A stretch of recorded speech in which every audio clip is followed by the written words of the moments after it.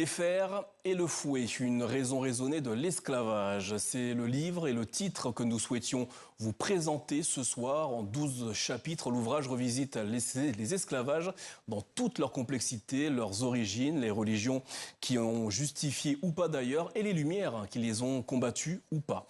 Les réparations qu'on réclame sont-elles la voie à suivre? Ces questions, nous les abordons avec l'invité et l'auteur de cet ouvrage. Vincent Hugeux, bonsoir. Merci d'être avec nous. Je précise pour nos téléspectateurs que vous êtes grand reporter et spécialiste de l'Afrique. Vincent Hugeux, vous êtes journaliste, vous n'êtes pas historien. Non. Pourquoi avoir choisi d'aborder un sujet d'une telle densité académique? Alors d'abord parce que l'idée vient du patron des éditions Perrin, Benoît Hivert, qui a dressé un constat assez imparable. Vous avez une littérature extrêmement abondante, académique, très spécialisée, très pointue, mais qui est peut-être un peu absconse pour, je dirais, le lecteur lambda.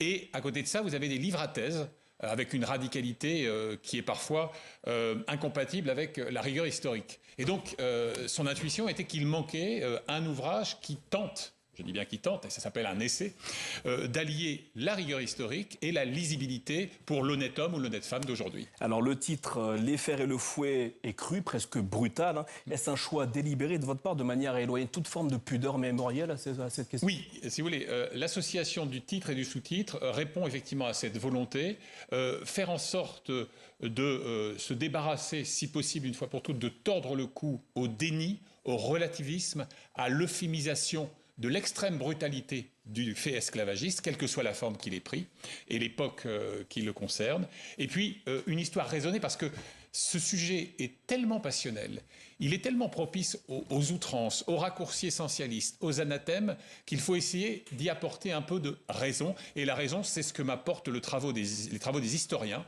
c'est-à-dire les archives, les consultations que j'ai pu faire, les interviews que j'ai pu conduire et les reportages ciblés, bien entendu. Alors, votre livre, il repose sur un postulat assez fort. Il faut parler des esclavages au pluriel. Pour quelle raison?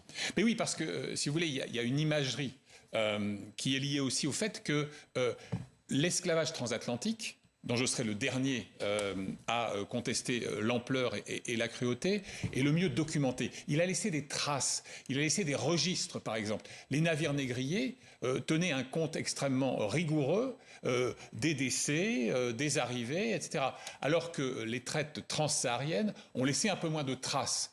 Et donc, si vous voulez, il y a une sorte de combat un peu étrange et qui conduit parfois à minimiser l'un, ou au contraire à relativiser l'autre. Donc il était absolument important, me semble-t-il, capital, si on a pour partie de regarder l'histoire en face, d'évoquer les esclavages et non pas l'esclavage comme une sorte d'entité homogène. Alors justement, en parlant de regarder l'histoire en face, vous abordez dans ce livre la traite arabo-musulmane, qui a duré, selon les historiens, du 7e au 20e siècle. Or, c'est un angle qui est très peu abordé dans le débat autour de l'esclavage. Pourquoi est-il si peu évoqué, selon vous? Alors, d'abord, pour la raison que j'évoquais à l'instant, à savoir un petit déficit d'archives, je dirais, matérielles, et puis aussi parce que, sans doute, il y a des pudeurs qui ont perduré au fil des siècles. Je prends un exemple très simple pour répondre à votre question. Vous avez la fameuse conférence de Durban. Bon, eh bien, lors de cette conférence en Afrique du Sud, il n'est pas fait état de la traite dite traite musulmane ou traite transsaharienne. Et donc, il arrive aussi que les pays eux-mêmes, qui ont été le théâtre de ce fléau historique, aient en quelque sorte contribué à masquer la réalité. Et donc, quand vous avez d'un côté une traite transatlantique qui, sur 4 siècles, grosso modo, concerne 20 à 25 millions d'Africains, dont 12 à 13 millions embarqués par des navires négriers. Mais de l'autre côté, et vous le soulignez tout à l'heure, ça s'étale sur plus d'un millénaire, presque 13 siècles selon la plupart des historiens, et ça touche, selon l'estimation, 12 à 13 millions d'individus. Alors 17 millions si on élargit évidemment à la traite méditerranéenne et jusqu'aux îles de l'océan Indien. Alors les philosophes des Lumières sont souvent présentés comme les moteurs de l'abolitionnisme. Alors vous nuancez un peu ce propos dans votre livre. Pour quelle raison? Quel était l'objectif? Eh bien, toute lumière peut se faire aveuglante. Il serait évidemment inepte de nier le courage qui a été celui des pionniers, les encyclopédistes par exemple, les Diderot, Rousseau, Tocqueville, Condorcet et autres. Mais quand vous regardez de près, vous apercevez que leur combat, il consiste à dénoncer, à fustiger la traite, mais pas l'institution esclavagiste. Et vous avez parmi eux des esprits éclairés, c'est le moment de le dire, qui eux-mêmes ont défendu la nécessité de maintenir un esclavage de type colonial. Et quand on évoque par exemple 1789, il serait absurde d'imaginer qu'il y a une sorte de grand tsunami libérateur qu'aurait incarné par exemple un Robespierre. Robespierre lui-même s'inquiète de ce qu'il appelle la destruction de nos colonies. Donc il faut bien faire la part des choses entre la réprobation morale vis-à-vis de la traite et de sa cruauté, et une institution esclavagiste qui était jugée, grosso modo, comme un mal nécessaire. Alors si ce ne sont pas les Lumières qui ont fait l'abolition, qui l'a faite?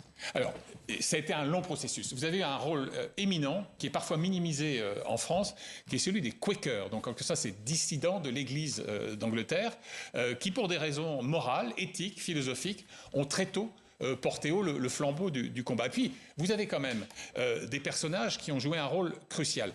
Si je détaille les complaisances des trois grandes religions monothéistes vis-à-vis de l'institution esclavagiste, et notamment le fait que vous avez des papes qui ont en quelque sorte cautionné par des bulles pontificales la traite, par exemple portugaise ou espagnole, vous avez quelques personnages assez atypiques. Je pense évidemment au fameux abbé Grégoire, dont je cite quasiment in extenso un discours absolument remarquable en 1789.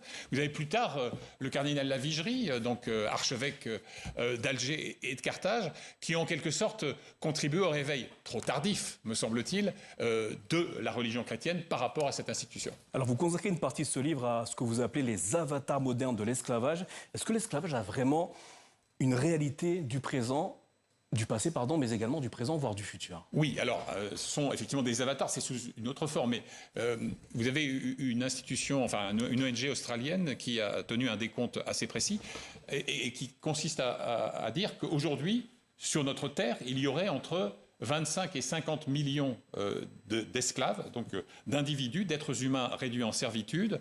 Pour vous donner deux exemples récents, peut-être nos téléspectateurs se souviennent-ils de ces images absolument glaçantes d'un marché aux esclaves en Libye. On est en 2017. On n'est pas au 17e ou au 18e.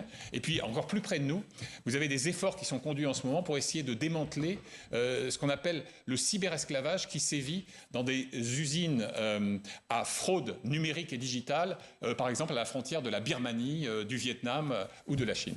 Pour conclure, Vincent Hugeux, la question des réparations revient souvent lorsqu'il s'agit d'esclavage. Un député zimbabwéen parle de 1000 milliards de dollars. Ouais. Est-ce une voie praticable, selon vous?